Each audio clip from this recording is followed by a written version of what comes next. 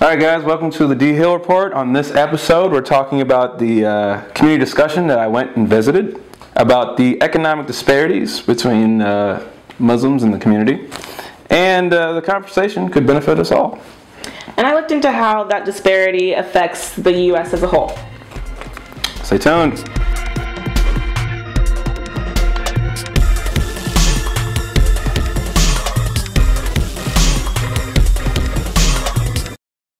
So today's show is about the socioeconomic disparity.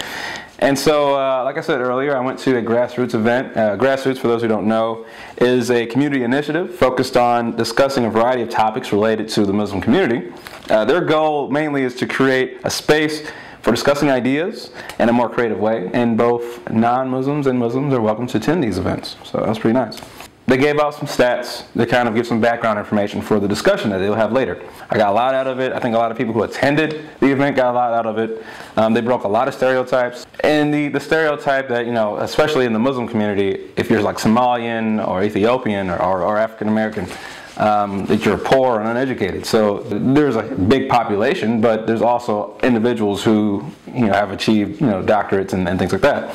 Also, not all Arabs and Pakistanis and Desis are rich and are doctors and engineers. And so like we said earlier. So the participants at this event were able to share a lot of their personal experiences.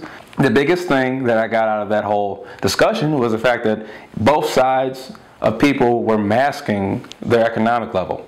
If you're poor, you're trying to keep up with the people who are well off, and some of the well off individuals were kind of like, no, I don't have this Bentley and all this stuff. So it was really interesting. I think that's pretty accurate. It's one thing that some of us aren't aware of, but everyone has something to offer. Yeah. Regardless of your economic level, there are always people out there that you can learn from, that have interesting experiences that you could gain knowledge from, and so it's important that we all mix and mingle and get to know one another. So Erica, you did some research on your own. I did. So before we dive into all the heavy stuff, I just want to start off by clarifying the difference between wealth inequality and income inequality.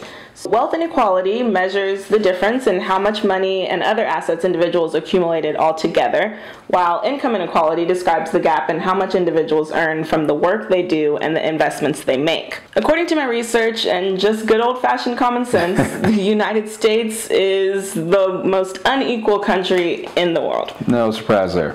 Yeah. The three main factors driving the income gap are homeownership, education, and labor markets. So tell us a little bit about home ownership. The root of this system goes at least as far back as the 1934 National Housing Act.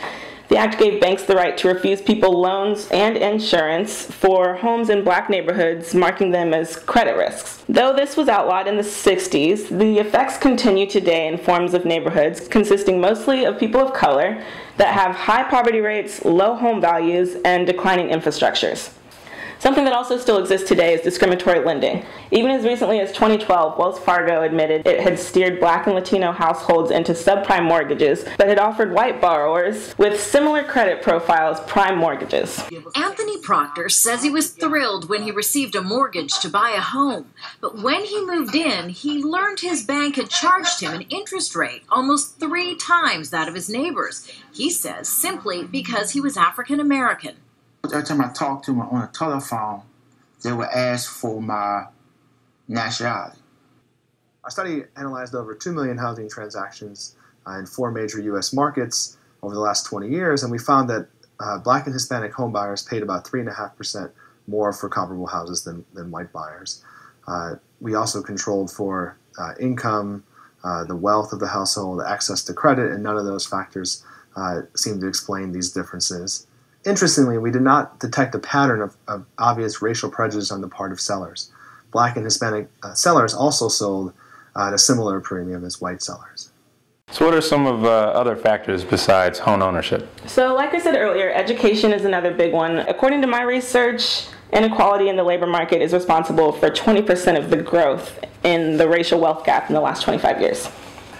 And so we'll have our research in the description below, and I also have a transcript of the grassroots event that I went to. If you guys want to go check that out, that's also going to be in the description below. So at the end of all of our episodes, we usually have a question, but today we have several questions. So to ask you guys, and you guys can write your comments and tell you what you think about it. But how do we as a nation account for the differences of wealth and opportunities? That's a really important one. Another one is how do we identify with those with different experiences and different backgrounds than us, and can we even imagine those experiences? That is a very interesting question, especially with the climate of today. Again, follow us on Twitter, like us on Facebook, subscribe to our YouTube channel, and Erica, what is that stuff exactly? D.Hill Reports. Follow. So yeah, in conclusion, we need to do more research. While we were doing our studies, Saima, who did the grassroots event, noticed there wasn't too much Black Muslim stats that she could go off of, and that's a serious problem because we're a part of the community. Another thing, the national stats that we just looked up didn't have anything on Asian or South Asian, Arab, any of the other people within our own American community. And so it was mainly just white, Hispanic, and Black. There's a whole bunch of other people out there, Native American, I can go on. But yeah, so we need to do more research. For those of you who are researchers out there, if you find anything, send it to us. Send it to us on Facebook, Twitter, post it on here, whatever. We're always looking for stuff. To see it. Yeah. All right, so stay tuned for the next episode. We actually are doing a campaign tracker series. Yay. And so we're going to look at the elections for the city of Houston, controller, mayor, at-large city council members, District B, all of those guys. So we'll cover those for you guys, get some research done, and hopefully inform you guys, get ready for voting. So, like I said, tune in next time, y'all. Stay tuned, D.Hill Productions. Let's do it.